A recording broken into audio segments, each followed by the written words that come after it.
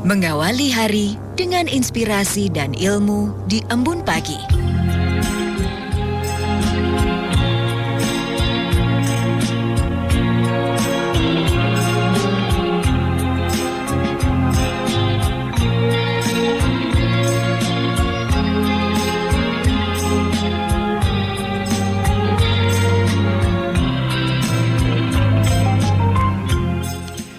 Bismillahirrahmanirrahim. Assalamualaikum warahmatullahi wabarakatuh.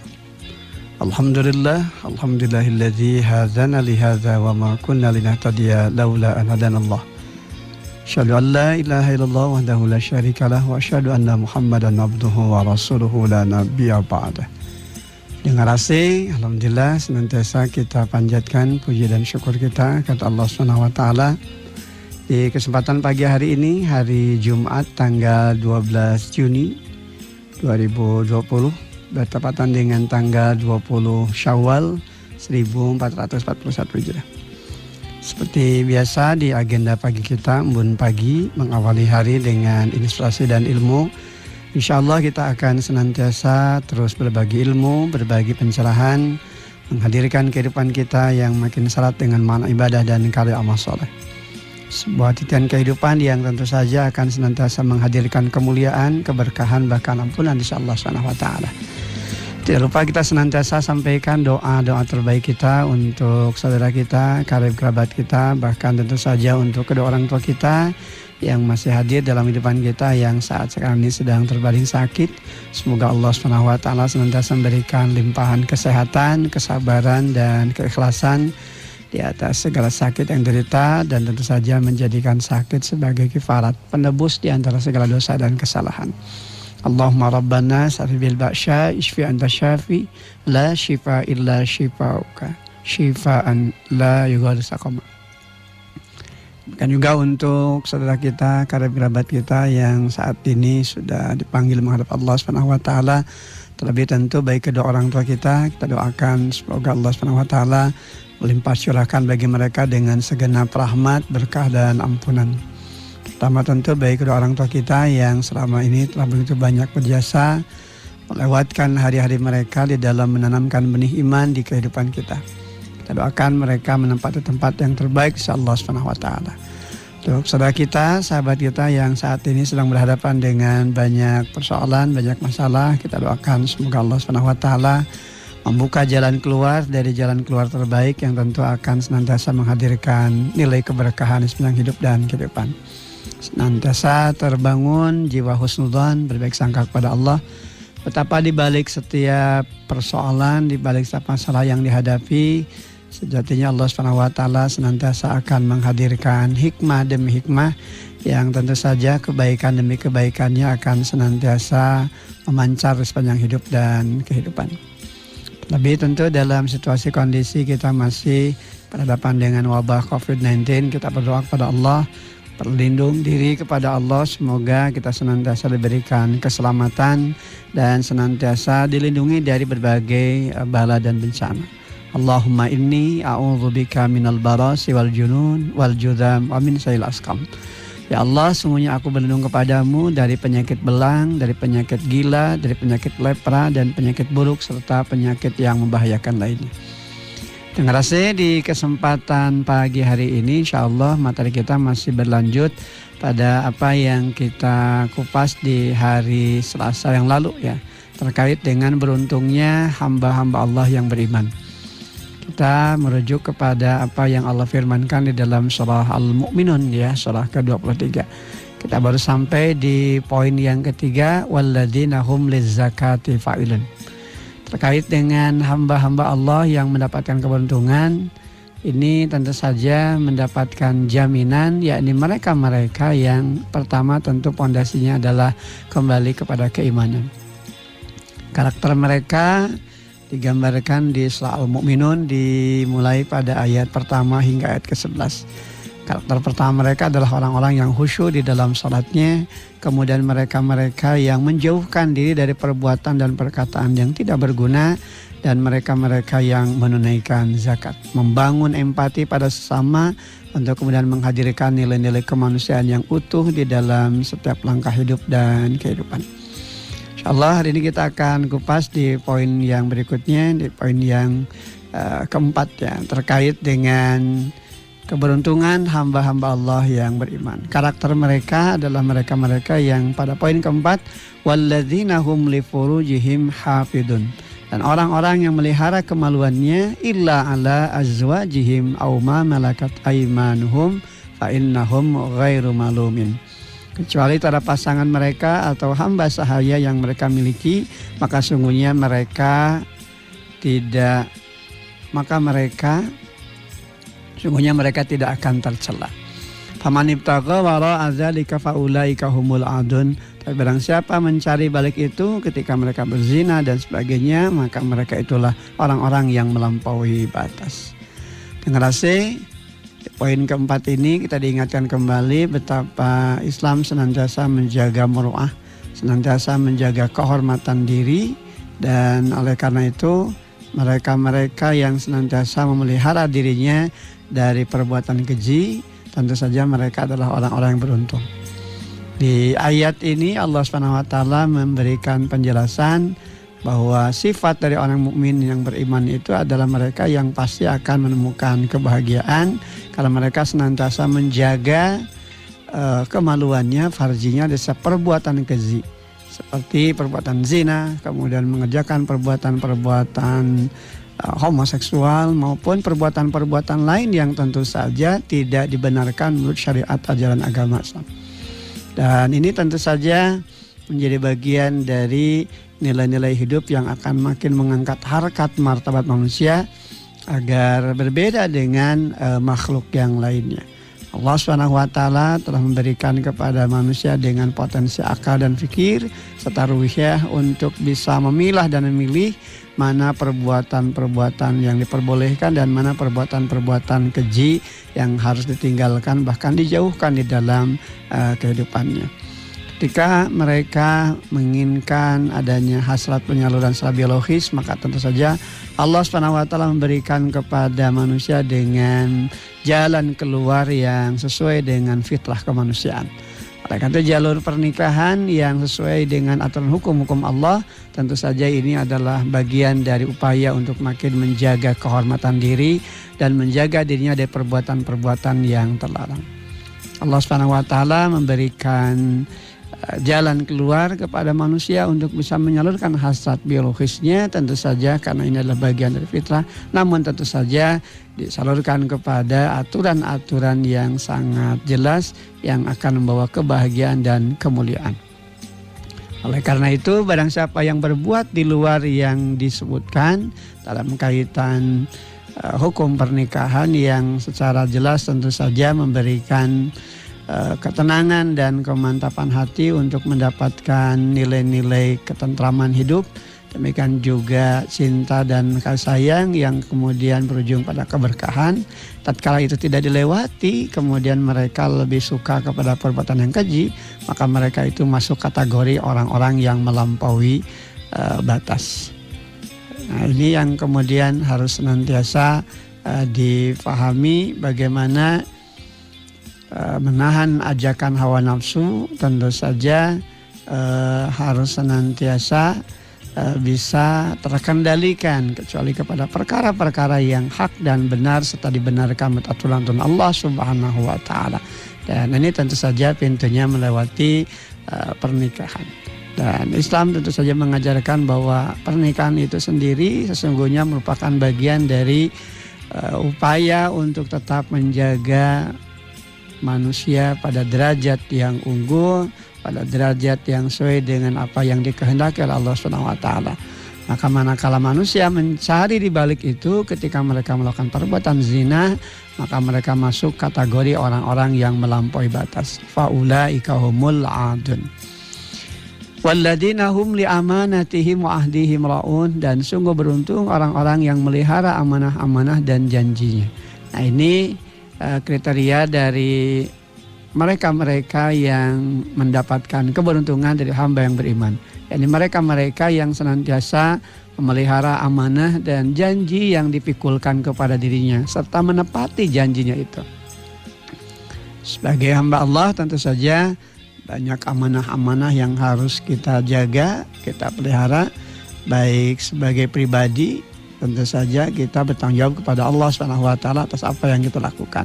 Sebagai kepala keluarga dalam satu rumah tangga, tentu saja ia bertanggung jawab kepada keluarganya. Terlebih jauh lagi tentu ketika dia menjadi seorang pemimpin di tengah-tengah kehidupan masyarakat, bahkan dalam kehidupan berbangsa, bernegara. Tentu saja di sisi Allah SWT ada amanah yang harus dipertanggungjawabkan dan dia harus tepati janjinya itu sesuai dengan apa yang dikehendaki oleh Allah SWT. Walladzina hum li amanatihim wa ahdihim ra'un. Dan sungguh beruntung orang yang melihara amanah-amanah dan janjinya.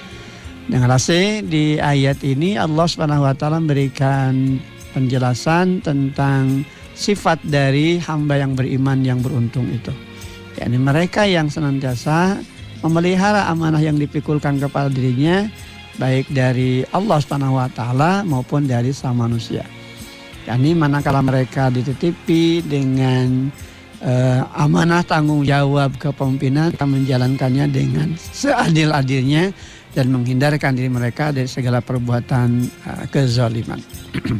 Demikian halnya tentu bagi setiap kepala keluarga, kepala rumah tangga di dalam rumah tangga mereka, maka hadirnya mereka sebagai kepala keluarga, kepala rumah tangga tentu memikul tanggung jawab atas amanah yang diembankan kepada dirinya pasca dia melewati akad pernikahan. Seorang laki-laki tatkala ia sudah menyatakan kalimat saya terima nikahnya Fulana binti Fulan, putri kandung bapak dengan mas kawin sekian dibayar tunai, maka tentu sejak kalimat itu diucapkan, maka ia terikat dengan amanah di sisi Allah Subhanahu wa taala untuk menjaga pasangannya dan berkewajiban untuk menepati janjinya untuk menjaga apa yang menjadi tanggung jawabnya, baik di dunia maupun tentu saja di akhirat. Demikian pula tentu saja mereka yang mengadakan perjanjian, betul kan, yang lainnya, maka tentu mereka juga harus memenuhi dengan sempurna. Dan mereka harus menjauhkan diri dari sifat kemunafikan, jangan sampai kemudian antara apa yang diucapkan tidak sesuai dengan apa yang dijalankan di dalam kehidupannya. Sebab ini tentu saja menyalahi janji dan ini tentu saja terjadinya dusta. Dan ketika terjadi pengkhianatan, terjadi dusta, maka tentu saja akan menimbulkan masalah di kemudian hari. Terlebih tentu saja di hadapan Allah Subhanahu wa taala dia juga nanti akan diminta pertanggungjawaban. Selamat ataukah tidak tentu bergantung kepada apa yang dia jalankan dari amanah-amanah tersebut, bahkan dari apa yang dia janjikan tersebut.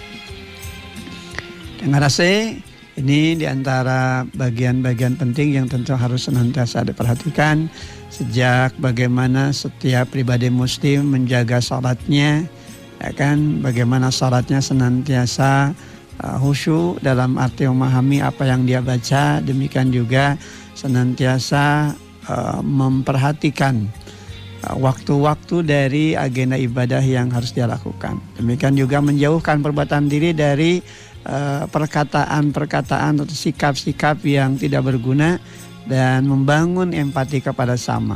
Demikian juga mereka yang menahan farjinya kecuali kepada pasangannya tentu dengan cara-cara yang benar dan dibenarkan menurut hukum-hukum Allah Subhanahu wa taala.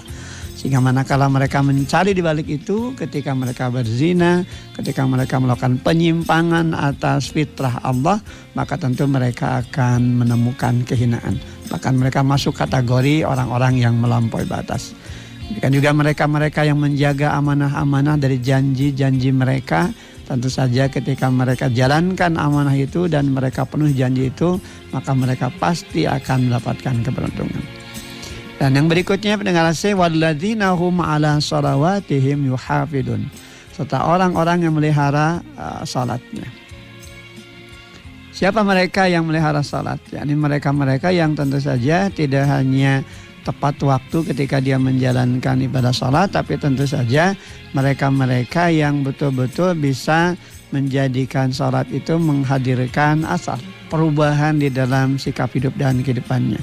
Nah, ini sebagaimana yang difirmankan di dalam surah Al-Ankabut di ayat ke-45. Aqimis shalah inna sholata tanha 'anil fahsya wal munkar. Dirikanlah salat, karena sungguhnya salat itu dapat mencegah dari perbuatan keji dan mungkar. Jadi memelihara salat itu dalam makna apa yang dia kerjakan dari agenda salat betul-betul melahirkan perubahan hidup dari sikap, perkataan dan perbuatannya, menunjukkan bahwa dia betul-betul mengamalkan nilai-nilai salat. Kalau dia bertakbir, Allahu Akbar, maka semangat takbir itu dibawa di dalam kehidupan, sehingga dia hanya membesarkan Allah Subhanahu wa taala di setiap langkah hidup dan kehidupan. Pantang bagi dirinya membesarkan perkara-perkara dunia, karena yang maha besar di atas segala yang ada tentu saja kembali kepada Allah Subhanahu wa taala. Perasaan senantiasa diawasi oleh Allah, tentu saja ini menjadi bagian dari cermin manusia-manusia yang memelihara salatnya. Demikian juga mereka-mereka yang melahirkan nilai-nilai kedamaian, ketenangan, ketentraman kepada sama, menjabarkan tentang nilai-nilai salam dalam kehidupan. Ini juga adalah bagian dari mereka-mereka yang menjaga atau memelihara salat mereka. Tatkala salat diawali dengan takbiratul ihram dan kemudian takbir ini tentu saja terbawa dalam kehidupan, maka inilah cermin keberuntungan. Dan mereka inilah yang intinya masuk kategori memelihara salatnya. Sebaliknya manakala mereka melewati salat dengan takbiratul ihram, tapi kemudian dalam kehidupan ternyata masih ada yang dibesar-besarkan selain Allah, dan justru dia terpedaya dengan hal-hal yang bersifat duniawi dan kebendaan, maka berarti dia belum menjaga salatnya, belum memelihara salat di dalam makna yang sesungguhnya. Terlebih ketika perbuatan-perbuatan mereka justru malah bertolak belakang dengan apa yang dilakukan dalam salat. Ketika salat mereka merasa bahwa Allah Subhanahu wa taala senantiasa mengawasi, senantiasa memperhatikan, namun tatkala dia kemudian melakukan tindakan korupsi, manipulasi dalam pekerjaannya, berarti hakikatnya dia belum bisa menjaga, belum bisa melihara salat-salat mereka. Dan ini yang tentu saja harus senantiasa menjadi bahan pembelajaran, bahkan tentu saja menjadi bagian dari motivasi dalam diri kita untuk senantiasa memperhatikan bahwa apapun yang kita kerjakan dari amaliyah ibadah kita tentu harus menghadirkan asar perubahan terbaik dalam kehidupan kita. Oleh karena itu manakala mereka khusyuk di dalam sholat, kemudian mereka juga senantiasa menjauhkan diri dari perbuatan, sikap dan perkataan yang tidak berguna. Mereka-mereka yang senantiasa menunaikan zakat dalam arti membangun empati pada sama. Mereka yang melihara farzinya, kemaluannya kecuali kepada pasangannya secara benar dan dibenarkan menurut aturan Allah dan Rasulnya. Maka tentu saja disambung dengan ketika mereka mampu memelihara amanah dan janjinya, demikian juga memelihara salatnya, maka mereka itulah yang kata Allah, ulaika humul warisun. Mereka itulah orang-orang yang akan mewarisi, alladzina yarisunal firdaus hum fiha khalidun, yaitu yang akan mewarisi surga firdaus, mereka kekal di dalamnya. Ngerasa inilah bagian dari keberuntungan hamba-hamba Allah yang beriman, yang tentu saja ini akan senantiasa menjadi motivasi bagi kita untuk senantiasa menjadi bagian dari mereka-mereka yang beruntung di dalam hidup dan kehidupan. Fondasinya tentu kembali kepada nilai-nilai tauhid dari bingkai keimanan yang selalu terpatri dalam hati sanubarinya. Oleh karena itu berpijak kepada apa yang difirmankan Allah di dalam Al-Mu'minun, dimulai pada ayat pertama hingga ayat ke-11 ini. Tentu saja pijakan kita makin jelas betapa luar biasanya Allah Subhanahu wa taala memberikan apresiasi, penghargaan kepada mereka yang beriman dengan anugerah terindah di dalam kehidupan. Bukan hanya di dunia kini tapi juga tentu di akhirat nanti. Tatkala mereka mewarisi surga, tentu saja mereka adalah orang-orang yang mendapatkan keberuntungan sangat luar biasa di sisi Allah Subhanahu wa taala. Ulaika humul warisun. Mereka itulah orang-orang yang akan mewarisi alladzina yarisunal firdaus hum fiha khalidun, yakni yang akan mewarisi surga firdaus dan mereka kekal di dalamnya. Dengan rasa mendapatkan warisan harta, seringkali manusia juga merasa bangga dan bahagia, terlebih ketika mereka bisa mengolahnya dan tentu bisa menggunakan sesuai dengan apa yang diharapkannya. Terlebih tentu saja ketika mewarisi surga dari apa yang Allah SWT anugerahkan kepada dirinya, tentu ini jauh lebih berbahagia dan jauh lebih membanggakan lagi. Oleh karena itu, kejarlah apa yang menjadi bagian dari keridhaan insya Allah SWT, karena ini tentu saja akan memberikan derajat kemuliaan dan ini akan menyelamatkan hidup dan kehidupan manusia kapan dan dimanapun berada. Apa yang Allah gambarkan di dalam Al-Quran tentu saja senantiasa memberikan motivasi agar kita betul-betul bisa menjadi bagian yang utuh dan menyeluruh di dalam memperoleh kemuliaan-kemuliaan tersebut. Sebab apalah artinya ketika kita mendapatkan kesempatan dan peluang dengan harta yang ada dalam kehidupan kita, dengan pangkat dan jabatan, namun kemudian itu justru pada ujungnya hanya akan menjadi awal kesengsaraan dan kehinaan. Oleh karena itu optimalkan apa yang kita perjuangkan dari amanah-amanah si Allah Subhanahu wa taala itu untuk menghadirkan kemuliaan di sepanjang hidup dan kehidupan. Kita gunakan waktu-waktu yang ada dalam kehidupan kita untuk pendekatan diri kepada Allah Subhanahu wa taala. Demikian juga apa yang diperjuangkan dalam hidup dan kehidupan sampai kita mencapai target-target apa yang kita inginkan. Tentu saja target-target tersebut harus senantiasa sejalan, seiring dan seimbang dengan apa yang dikehendaki oleh Allah Subhanahu wa taala. Yakinlah bahwa apa yang kita bangun tatkala sudah sesuai dengan kehendak Allah, maka itu adalah jalan kemuliaan, itu adalah jalan kebahagiaan. Setiap rencana-rencana yang kita bangun hendaknya diarahkan kepada rencana-rencana terbaik insya Allah Subhanahu wa taala dan senantiasa mengharap keridhaan insya Allah Subhanahu wa taala. Demikian juga perlindungan agar kita tidak terjebak pada pola hidup yang salah dan menyimpang. Sebab manakala itu terjadi, tentu saja ini hanya akan menimbulkan kehinaan dan kebinasaan. Tentu saja kita sangat tidak berharap kalau hidup dan kehidupan kita justru berujung pada kenistaan, berujung pada kehinaan bahkan kebinasaan. Yang kita inginkan adalah husnul khatimah. Penghujung kehidupan kita berada di dalam kebajikan dan kita jaga itu semua sampai tatkala kita kembali menghadap Allah Subhanahu wa taala sehingga kita mendapatkan apresiasi di sisi Allah Subhanahu wa taala sebagai orang-orang yang mendapatkan keberuntungan. Nilai-nilai keberuntungan insya Allah Subhanahu wa taala tentu saja adalah nilai hidup yang paripurna, nilai hidup yang paling sempurna. Kalau kita mendapatkan kesempurnaan dalam pandangan nalar kita di dunia, maka ini sesungguhnya belum sempurna. Karena ada kesempurnaan lain yang tentu saja harus kita kejar, yakni kesempurnaan insya Allah Subhanahu wa taala dari apa yang nanti akan menyelamatkan hidup dan kehidupan kita. Mudah-mudahan dari apa yang dipapar di surah Al-Mu'minun di ayat yang pertama hingga ayat ke-11 ini senantiasa memberikan pencerahan kepada kita menjadi ilmu yang tentu saja bisa kita amalkan dalam kehidupan kita sehingga kita senantiasa memperoleh nilai hidup yang makin unggul, kemudian juga tentu saja makin menenteramkan hati kita. Sebab tidak ada kemuliaan dalam kehidupan kita dan tidak ada kebahagiaan yang kita kejar dalam hidup ini, melainkan adanya ketenangan dan ketentraman di dalam menjalani roda perputaran kehidupan. Di dalamnya tentu kita akan mendapatkan nilai tambah dari sisi hidup yang pada gilirannya akan menjadi cerita indah di kelak kemudian hari.